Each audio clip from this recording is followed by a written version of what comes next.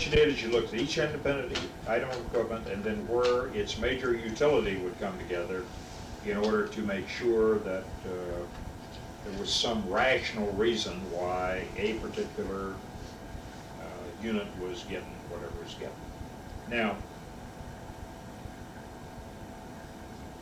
if you think about that for a minute, let's just take a break. Let's take the issuance of the M1 tank. As you bought the M1 tanks in the inventory, you had at least 5 different kinds of tanks in the Army inventory.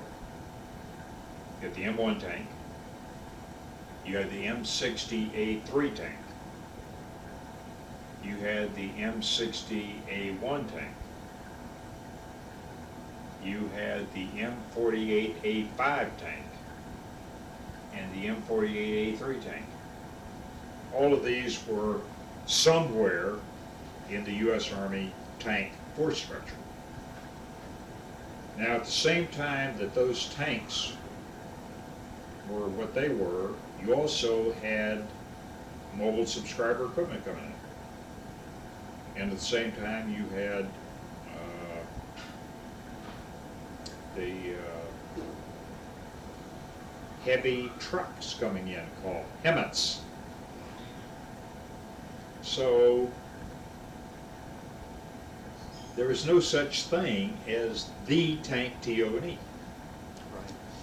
You had a variety of tank TOs and E's. You had to keep track of all this stuff in the Army system because the M1 required a different crewman than the M60A3 or the M60A1 or the M48A5 or the M48A1. The radio repair guy in the tank battalion was different if it was a mobile subscriber equipment, a SINGARS guy, a VRC-12 guy, or whatever kind of radios you had in the system. And the truck drivers were either driving 5-ton trucks standard, or they were driving 5-ton dump trucks, they could be, or they were driving the new HEMTs that were the supply vehicles and the POL vehicles for the battalion. Well, you have this interlocking, widely divergent system of systems trying ultimately to force its way in sort of what I'd call a standard TO&E. So the upshot about that is, I said to my people in TRADOC, in fact I started this in the, as an aftermath of doing these FAAs, I started this in the Vice. And I said, I want you to put together a system for me called the living TO&E. And it says, as you put in a different VOIP change, or a radio change, a truck change, or whatever it may be change, you keep these several TOs and E's all visible because we've got to manage across all those TO and E's, manage the personnel skills and the assignment of people to various and sundry units and all that kind of stuff. So I said, we've got to manage that and make sure that we take out the difficulties out of aggregating these things in the various systems that aggregate how many people you got. Are you ready for the next item? And have you trained the old people into how to do the new work or whatever? So we started a resolution of that in a group that I fired up at the Department of the Army called the DOC Mod Group, the Doctrinal Modernization Group, and the Document Modernization Group. That had grown out of an Inspector General report done by General Treffery, who was the then Inspector General, that said all this stuff was screwed up and they had to get unscrewed. So then when I got down to TRADOC, well, then we kept the Doc Mod game going and kept the living TO&E going. It's still going. The guy that ran it for a long time in the Doc Mod shop was a guy named Bill Curtis, who's now retired this year. So that's sort of the Doc Mod story.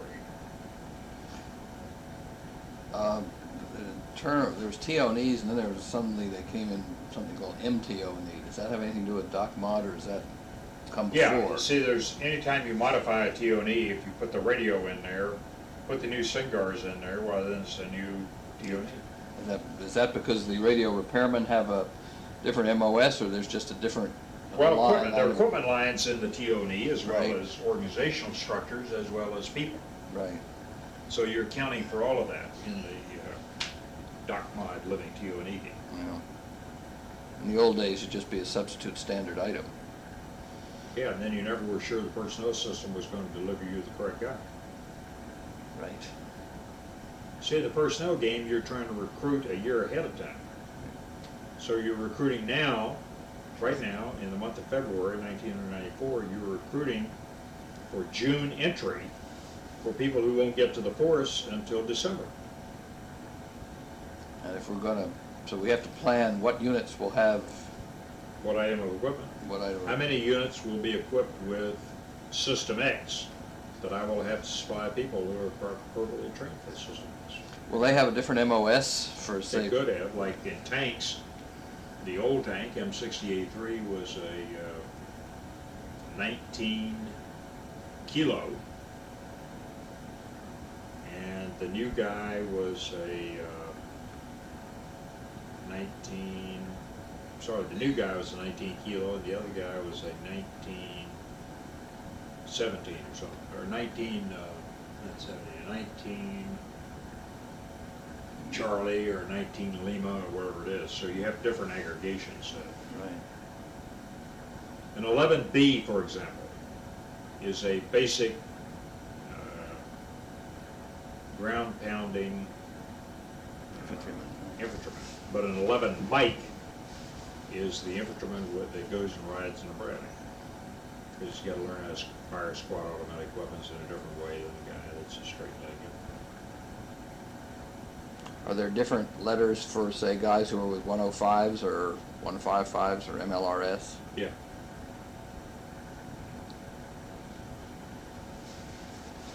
There are 330 different MOSs. So it can change by type of equipment, or it can change by skill level, in terms of whether you're an E1 or an E7. And I think in your artillery, you have a 13 Bravo with an additional skill identifier that carries with it, whether it's 105 or 155 or 8-inch or whatever. But it's a 13 push to start out with.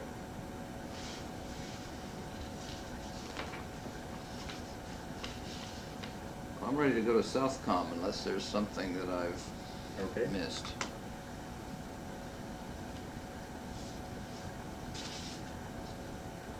Well, what happens in the Southcom caper sort of starts back in May of 1989. And there are two lines of events going on. One line which pertains to me and one line which doesn't. So let's take the one that pertains to me for a moment, then we'll still have these two things come together. In May, as you recall, the Bush administration came to work in,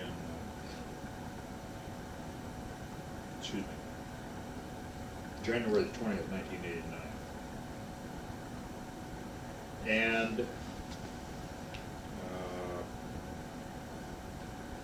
John Tower was nominated to be the Secretary of Defense.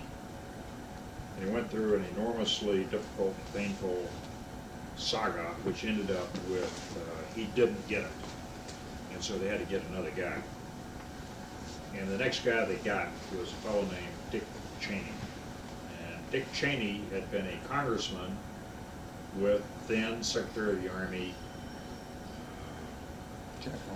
Jack Marsh in Congress, and further both he, Marsh, and he, Cheney, served in the Ford White House. Cheney was the chief of staff, and Marsh was the counselor to the president, the lawyer, his lawyer. This was brought about by long-term service together in Congress. So when Cheney arrived at the Congress, or at the Defense Department, Marsh called me up on the telephone one day and he said, I want you to come up here and have lunch with Dick Cheney. You were a TRADOC then? I was TRADOC commander.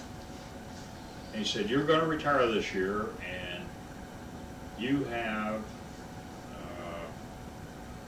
some things to say to Cheney about how you ought to run the Defense Department, because you've been around for a long time, you know a lot of stuff. Now, Jack Marsh was always a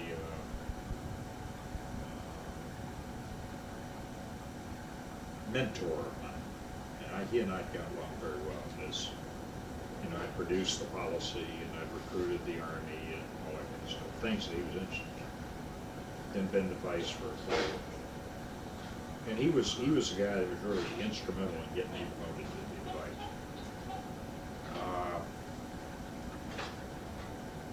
Come in. We decided we'd have lunch after all. Oh, no problem. Okay, he gets the cheeseburger and I get the soup and cheeseburger. We'll just do it right here on this table. Why don't we cut that thing off there for a few minutes? Well, we were just sort of Oh, yeah. breaking the ice on there are two So, threads, two stories about Panama. One was a story about you. Marsh knows Cheney very well. So in May, he calls me up and says, why don't you have lunch with Cheney? Tell him a half a dozen things you ought to do as Secretary of Defense. Because you're retiring and you can get away with it.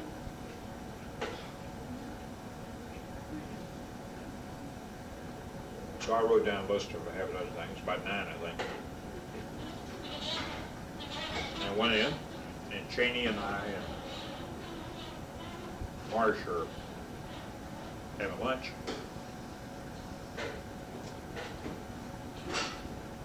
And I said, I know you're on a very busy schedule, so you eat lunch and I'll talk.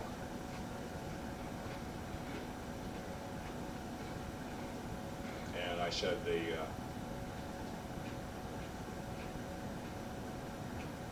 item number 1 on my list is give a mission, a mission type order to Sinks.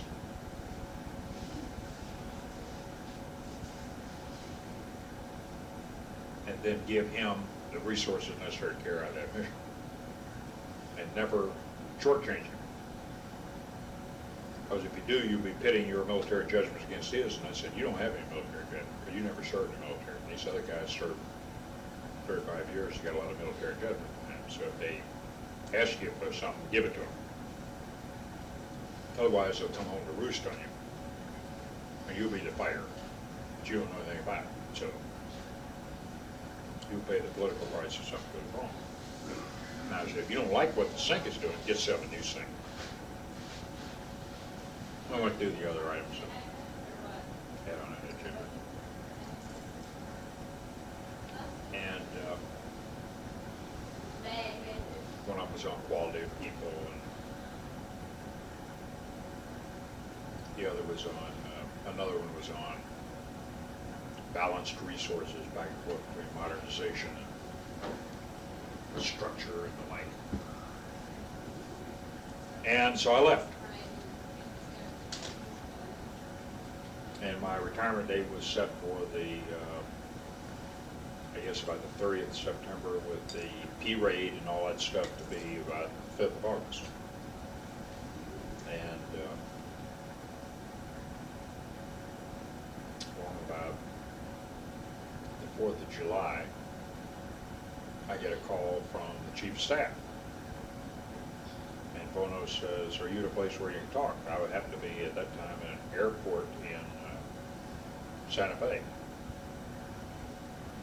And I said, no, really not a very good place to talk, but I'll answer any questions you have, yes or no. So he asked several questions about something like this. You don't have to answer this question, but we're going to remove General Warner from command at Hammond. And your name is service to be Commander-in-Chief of Southern Command. Would you agree to go in there and serve in 2 years?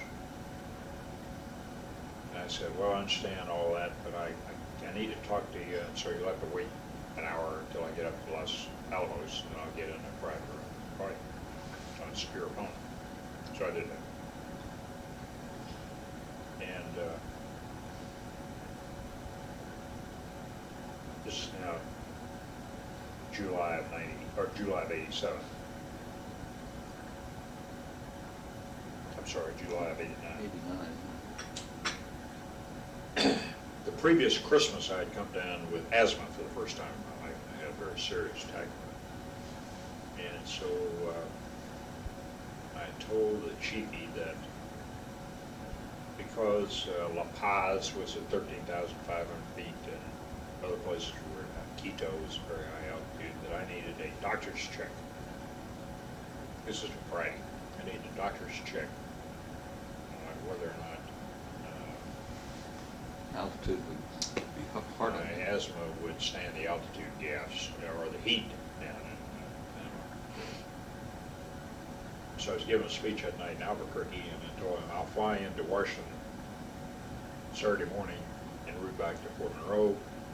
If you'll have an airplane or helicopter ready, and make the necessary arrangements with Walter Reed, I'll fly directly to Walter Reed. And the docs give me an evaluation. And after that evaluation, I'll tell you yes or no. And then Chiefy said to me, well, you better call the Secretary of the Army and tell him all about this. You'll have some words for me. So I called Marsh. Marsh said that Werner had become a political liability and they had to move him out. And he had recommended to Cheney that I was the right guy to go down there because I knew everything about the Joint Staff and everything about the Washington scene, and I would be able to straighten out this particular debacle. And Cheney had said, okay, check him out and see if he'll serve. I told Marsh I was going to get a physical on Saturday morning to let him know. But other than that, I said, I'll take it. If I pass the physical, I'll take it. So I came over here on Saturday morning, flew back in and landed Andrews and had a helo, brought me over here, got the exam, and they said, and the ruse I was using was I'm going on a special mission for the Secretary of the Army. It's going to last 6 months, but I'll be traveling to high altitude, and I got to figure, I didn't tell them where, so I got to be traveling high altitudes in both cold weather and low altitudes and hot weather, and kind of stand it from day to day, oscillating back and forth and all that kind of stuff. So they ruminated around for a while, and they said, we'll clear you from that. You don't have a problem. You got a problem, but it's manageable. So Sunday, my brother had gone to the beach down in Orleans Beach, North Carolina. So Sunday, I flew to the beach. And he and I had a little powwow down there. And I said, I need a little family advice. I don't have a family, so he is the family. What do you think about all that? I said, pretty good idea. I hadn't made any plans for retirement because I wasn't going to do that. Because I was going to do my work for the government until such time as I got out, and then I'd figure it out. So he said, geez, I think it sounds like a good idea to me. And if you want to do it, well, that would be an opportunity. And I said, well, it's sort of interesting. I don't know anything about Latin America. I could learn something about Latin America. Maybe I could do something for the country down there. I don't know, there's a lot of drug work going on down there. Noriega's creating hell and hand-fasted, so, you know, maybe I could be of some service to the government. So I flew back up here on Monday morning and reported to the chief of staff that I would serve. And he said, well, we already knew that you were going to serve because you told the secretary you'd serve. I said, yeah, I sort of get him on the way. He said, he's already told Cheney you'd do it. Cheney's already told the White House to do it, so it's already a done deal. But you can't tell anybody. Anybody. It's okay. I went back to the beach, spent another week at the beach. It's going to be my holiday at the beach. And everybody said, okay, when do you retire? And I said, well, retired, change of command parades on the 5th of August. And I'm going to come to Washington, get settled, and then I'll have the retirement parade will be up here. I didn't tell anybody that. And kept saying, when do you want to pack up? I said, I'll tell you when I'm going to pack up. Just tell the movers, I'll give them 3 days notice when I'm pack up. And then I said, I'll tell you what I'm going to do. I'm going to pack it all up. Let's pack it all up. And I'm going to move into the BOQ. Then you can repaint that house down there if it needs it. Get it ready for the next guy, General John Foss. And he came in and said, well, there are a bunch of guys that were formerly in the recruiting command want to have a party for you down here. All these colonels and lieutenant colonels, Charlie Moscow's other guys want to have a big party. I said, sounds like a great idea to me. So they had a big party laid on for a Friday night, and people flew in from all over the country. They'd been in the recruiting command. And upshot of all that was that had this terrific farewell party. And meanwhile, what was going on was they were getting their ducks in a row with the Congress and with the White House. So I got called to Washington one day. He said, come up here. We'll tell you what you're going to do when you get here. So report in the chief of staff. He said, I want you to go over and see Brent Scowcroft. So I walked in the door at the White House and go upstairs to see Scowcroft. And Scowcroft takes one look at me and he says, when Dick Cheney came over here and said it was going to be you, he said, everybody over here said, great, we know who he is, terrific, make him again. So he said, you got any questions? I said, no, I got no questions. I just want to face you up and let you make sure you know who I am. He said, I've already told the president, you're it. And so cool it, and we'll let you know when it's ready to be publicly announced. So this went on until very late in July, at which time it was finally announced like a week before my retirement down there, change of command down there, that this would be a change of command ceremony and that I'd be the next thing south. No retirement ceremony. No retirement. Which time all the personnel weenies had been in the recruiting thing all got mad because they'd have to have another We say one. goodbye to him, now they got to retire do it again. So the saga continues. On the 6th day of August, I come in and I report into Washington, and I get an office in the Pentagon, and I begin to accumulate a little staff. And the Hennessy and a kid named Steve Meir, and another guy named engineer officer came up with him, trade iron, I can't remember what his name is, and then a guy named Sid Bowl came up. And so this little group,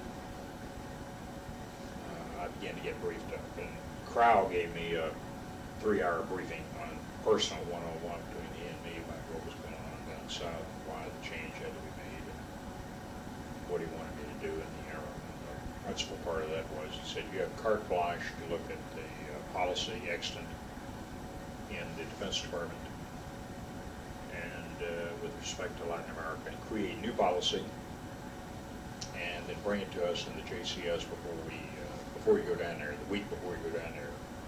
Tell us what you found out, what you're going to do. So I spent 45 days doing that, taking language lessons, went out to Monterey and took a week's worth of 9 hours a day of Spanish language, plus doing it on a daily basis here from 7 to 9 o'clock every morning.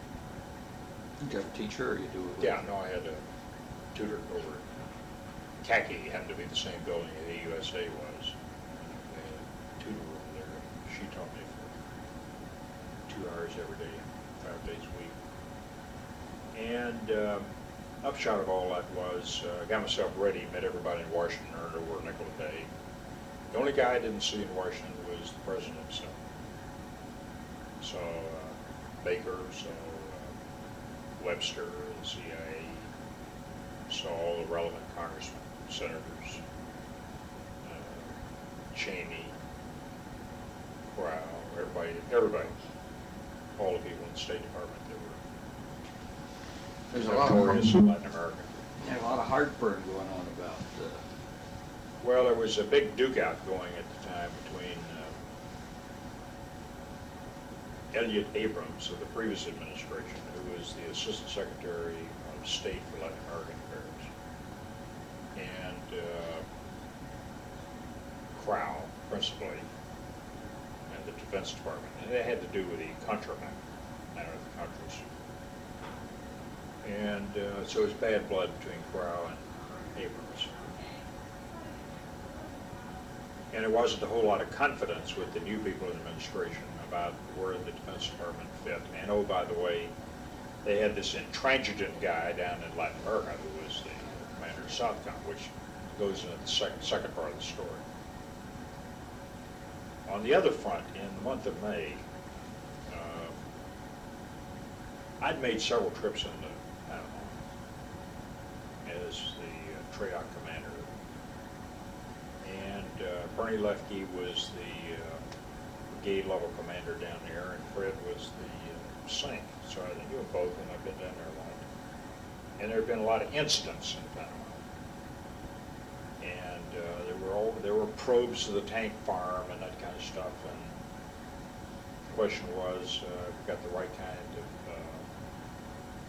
policy with these people. Do we shoot them if they come in the tank farm? Do we warn them off in there? What the hell do we do? And dependents were being harassed, and sort of an unsavory situation. This was on the brink of the first free election in Panama, which was scheduled to take place around May the 7th or 8th or 9th of 1989. And so the Americans sent in a bipartisan vote registration and voter oversight group under the auspices of the Organization of American States and United Nations. And the upshot of that is the people that went on that oversight group included Jimmy Carter and Jerry Ford, Jack Murtha out of the House, whom I knew very well, and John McCain out of the Senate. And apparently when they got to Howard Air Force Base, they got on some buses to go where they were going to go, and Fred Werner got on the bus and told him that he was, because of the tension that was there at the moment, he was unable to guarantee their safety. And he had about 16,000 troops there, and he had 2 ex-presidents of the United States, and he told them he couldn't guarantee the safety. So McCain, for one, came back to the United States after that escapade and went to the White House and told Bush he had to get rid of Werner. This was kind of intolerable action by a SINC when dealing with 2 ex-presidents. It was just intolerable. Like I said, if he'd had 2 men down there, maybe something about it, but he had 16,000. It's bullshit. Where were they all? There was only 2 battalion brigade down there, wasn't there?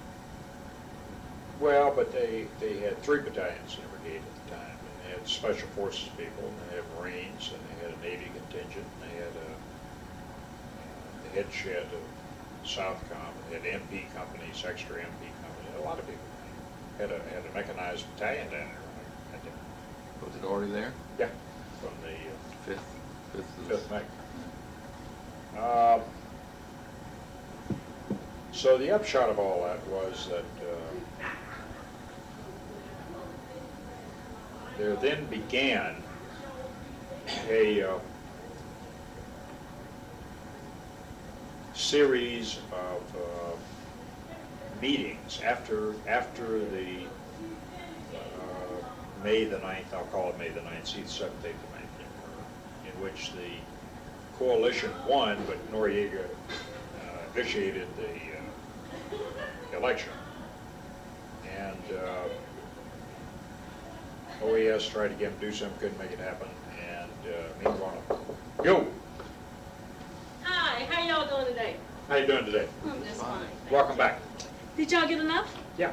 Are you being all you can be today? All I can be. Did you have a nice rest yesterday? I was in North Carolina Boy, you move fast. in 76-degree weather. Where were you? I went to Rocky Mountain. Did you? All that beautiful weather. That's great. And I had to bring rain back with me. You brought the rain back with you? Was it raining when you left? It was supposed to rain here today. You gotta give me one of your special dinners tonight, okay? Okay, fine. Fix it up. Whatever's right.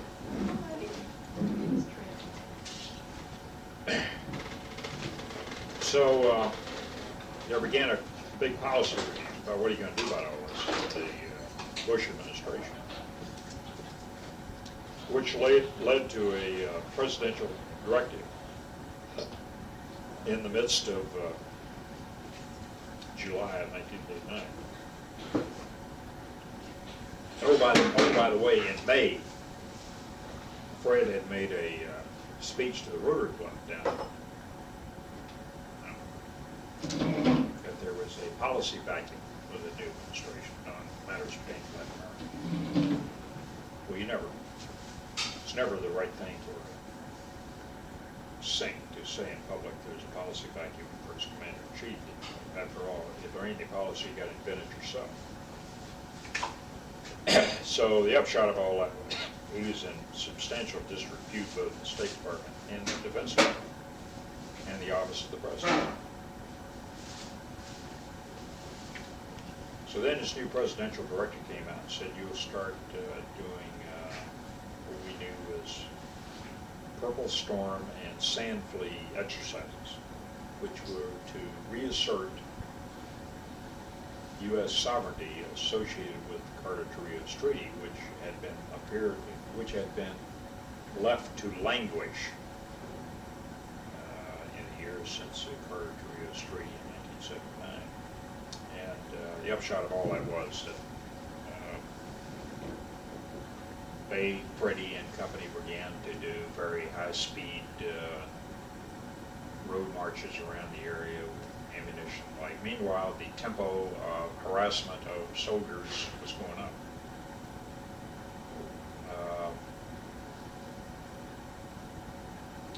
But Fred was a reluctant dragon and all.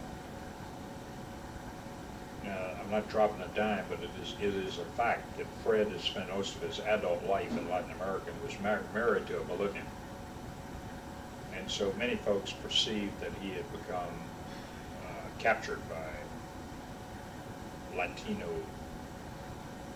relationships, and the fact that he had a lot of personal knowledge about Latin America, and therefore he knew more about Latin America than any American. But his policies weren't the government's policies, and he was then told to change his policies and make up the government's policies. And he didn't necessarily like that, and so the friction back and forth between the Joint Staff and the State Department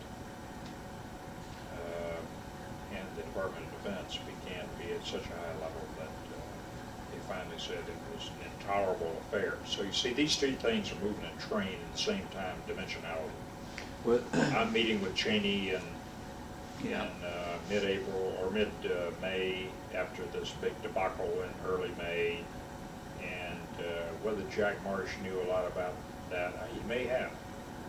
Some say, it's in the press say, that I was also being touted to be either the chairman by Marsh, or if some of the service got it, to be the vice chairman. I can't attest to that. Marsh never told me that. But there is some stuff in the literature, I think, the commanders talks a little bit about that. Yeah, was the tension between state and defense a consequence of defense backing Werner or something else? Well, the tension between the state and defense started out with Crow's general non-support of the Iran-Contra business. And Elliott Abrams was the guy running that kind of policy in the Department of State. And I think you'll find Crow's pronouncements on military force and the like as being, he is generally viewed as being very much of a dove on the use of military force, and only as a court of last resort. And so he was against the, for example, the Persian Gulf escapade. Right. He testified against sending troops there. Was he against the Purple Storm and Sand Fleas? No, because he had to do that because he was directed to do that. Okay. So that wasn't a source of friction. Now, the friction came a long time before that, before I got on the scene. The friction occurred essentially between he and Abrams first on the Contra matter, but Abrams went out of the government in January the 20th, and there was a lingering frustration in the State Department because of then Fred Werner saying, who's under the control of the Pentagon, Right. saying, well, there's no policy down here, and then Werner telling the President. voter delegation commission he couldn't take it. So here is a direct subordinate in the chain of command from Crow down to the sink, and Crow hadn't got this guy under control. Okay. So the State Department is looking at all this again, saying, here's a guy who can't control his people and can't control his forces. So the parallelism is, these things are going on two tracks exactly simultaneously. Parallel, yeah. So now they tell me to go into office. Well, these two documents are done before I get the presidential findings and all that stuff done before I get there. These things were done in July, and I get there first week of August. Crow sat down with me and he gave me the long litany of what the Defense Department's troubles were with the Department of State. And told me to go review the policy. So I began a period of intensive work, about 45 days of work, of reviewing every document there was on Latin America. And then I went around and spent an enormous amount of time talking to the DEA people, and spent an enormous amount of time talking to the State Department functionaries, including, principally, a guy named Bernie Aronson. Bernie Aronson had been a speechwriter for Jimmy Carter. His wife headed up some large human rights organization. And when I went to see Bernie, I said to him, the friction is over. I'm the new guy on the block, and I'm going to work with you, and we're going to achieve whatever it is the government intends to achieve in Latin America on whatever time scale we're going to do. Well, you had a big problem in brewing in Panama, you had a big problem brewing in Cuba, you had a big problem brewing in a place called Nicaragua because they're getting ready to have elections there in February of 1990 on a free Nicaragua, and it was not clear that the Sandinistas would go peacefully. What's happened? Something falling off? No, but I just, think we better get one ready, because I think we're gonna run out soon. So I go to see the CIA and the Secretary of State and the undersecretaries and the head of counterterrorism and the DEAs and the customs officials and the number 2 guy in the Treasury Department, and go see the Vice President and go see everybody. The only guy I don't see is Bush. And I prepared a top secret briefing on what I thought ought to be done. And one of the things I said should be done is we should clear the decks in Panama, get all the defendants out. So that if Noriega wanted to continue to screw around, he knew that we were prepared to do bad things. So the week of, the last week of September, I gave a briefing to the Joint Chiefs. All of the Joint Chiefs were present, including Rao. And then I was rode Powell's coattails going into office. Everybody in the Hill knew I was, called on everybody in the Hill, called on the big 4 committees, both House, Senate, and then added the foreign policy committees in both, because I would have to deal with them on matters like security assistance and the like. And in the course of all that, I also went to Fort Bragg, North Carolina, and got a briefing on a contingency plan. Now, I did not go to Panama because there were some strained relationships down there that were evident.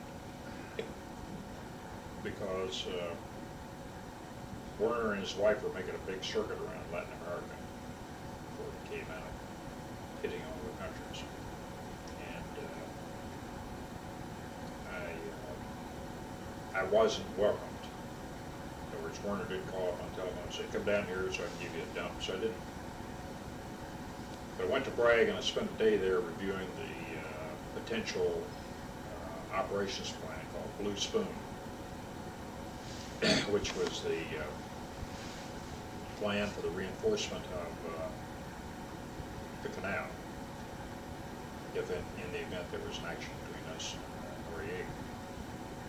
And essentially the plan called for air landing reinforcing troops to fall in under the warfighting headquarters located at U.S. Army Panama, which is essentially a brigade level command under the command and control of a major general. At that time his name was Cisneros.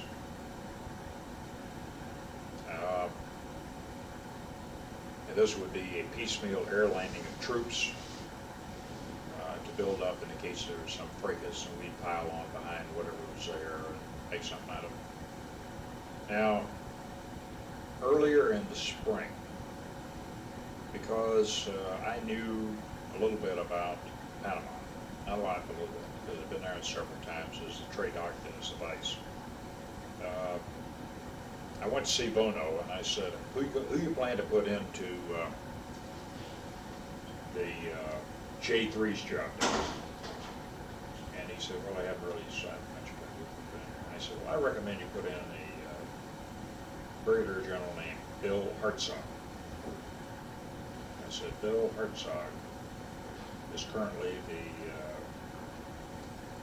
assistant commandant at Fort Benning, Georgia, and he just turned a heavy brigade that was located at Fort Benning, and now is the assistant commandant. And I'd worked with Bill for a year.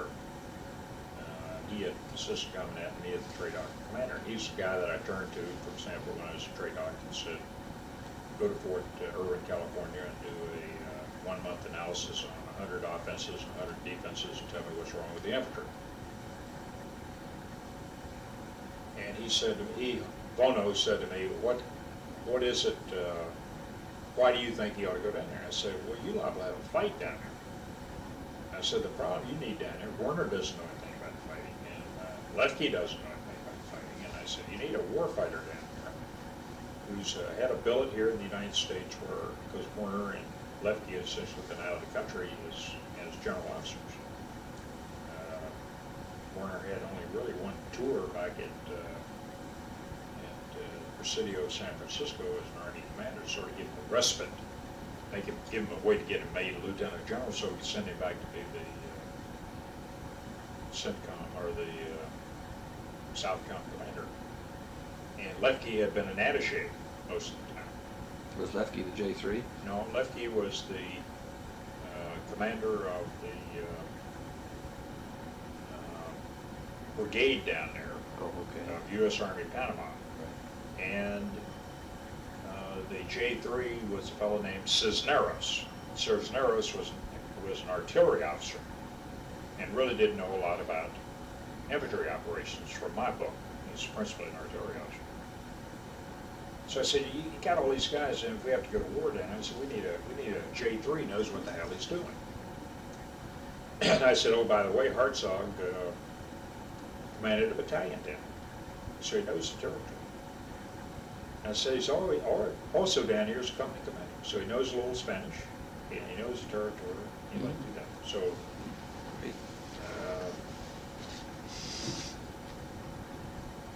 Bono said to me,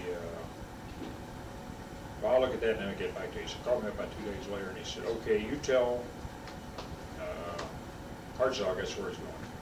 So I flew down to Fort Benning, ostensibly to get a dump on something, and I lined up a little separate meeting. And I said, you're going to get orders here in the next week or so that sends you to Panama. You're going to be the J3 in Panama.